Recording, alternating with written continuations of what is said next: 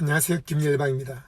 오늘은 사도행전 6장 4절의 말씀으로 성령님은 접대하는 일을 위해서 오신 것이 아니라 기도와 말씀 사역을 위해 오셨다는 내용으로 깨달음을 나누겠습니다.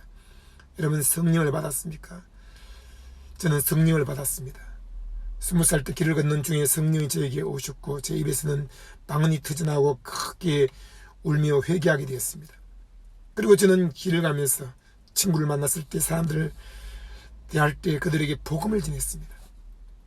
어린 아이들을 모아놓고 복음을 전하고 전국과 세계를 다니며 복음을 전하고 책으로 복음을 전하고 1대1로 상담하면서 복음을 전하고 부흥회를 통해 전도 집회를 통해 세미나를 통해 복음을 전했습니다. 여러분 성령이 오신 목적은 복음을 전하기 위해서입니다. 사도들은 성령을 받고 복음을 전했습니다. 베드로가 외칠 때 3,000명, 5,000명, 수만 명이 회개하고 예수를 구주로 믿게 되었습니다. 초대교회가 급성장했고 크게 세워졌습니다. 그런데 그들은 큰 은혜를 받아서 자기들의 소유를 자기 것이라 하지 않고 다 팔아서 은과 금을 사도들의 발 앞에 두었습니다. 사도들은 깜짝 놀랐습니다. 이렇게 많은 은과 금을 우리에게 가져오면 어떻게 하는가? 그것을 가지고 그들은 구제하는 일을 곧 접대하는 일을 하기 시작했습니다. 과부들을 모아놓고 그들에게 접대했습니다. 돈을 주고 쌀을 주고 신발을 주고 옷을 주고 그들에게 수많은 필요한 것들을 채워줬습니다. 그런데 그들끼리 서로 분쟁이 일어났습니다. 서로 더 많이 주고 적게 주고 왜 우리를 차별하느냐. 자기들끼리 원망과 불평이 생겼습니다. 여러분 구제하고 접대하는 일에는 원망과 불평이 생길 수 있습니다.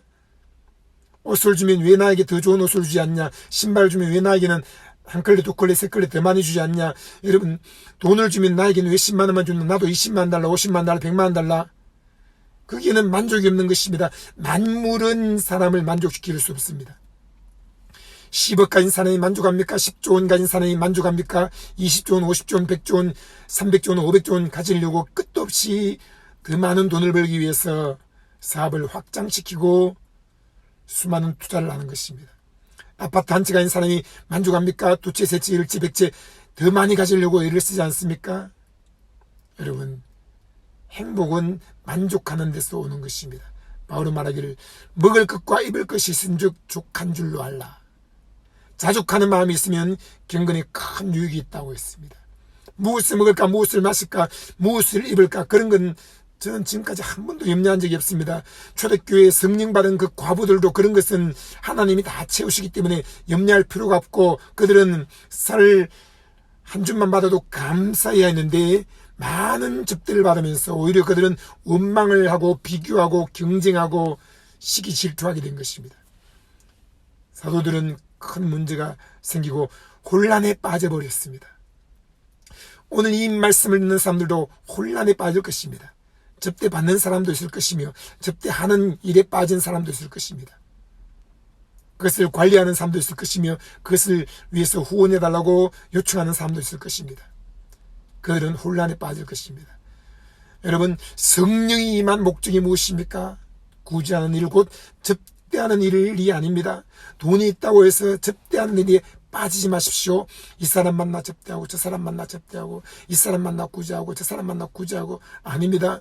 어린 소자에게 냉수 한 컵 주면 그것도 상을 잃지 않는다고 했는데 중요한 것은 여러분 그들에게 복음과 함께 냉수를 줘야 될 것이며 그들에게 냉수 한 컵 주고 오히려 그들과 엮여서 큰 고통을 겪을 수도 있습니다. 제가 도와준 수많은 사람들이 오히려 저를 힘들게 한 적이 많았습니다. 주라 했습니다. 그러나 줄 때 그 모든 것의 주인은 주님이시므로 주님의 음성을 듣고 주님께 묻고 주님이 주라는 사람에게 줘야 하는 것입니다. 그리고 모든 사람에게 줘야 될 것이 있습니다. 무엇입니까? 복음입니다. 복음이 사람을 살립니다. 복음이 그들을 변화시킵니다. 복음이 그들을 행복하게 합니다. 복음이 그들을 구원합니다. 예수님이 십자가에서 다 이루고 우리에게 의와 성령 충만과 건강과 부유와 지혜와 평화와 생명을 주었습니다. 예수님은 우리 대신 피를 쏟으셨습니다. 눈물을 흘리셨습니다. 땀을 흘리셨습니다. 값을 다 지불하고 속량의 은혜를 주셨습니다. 사도들은 말했습니다. 우리가 하나님 말씀을 제쳐놓고 구제하는 것에 빠진 것은 합당치 않다. 이제는 우리가 말씀 사역에 힘쓰리라 기도하리라.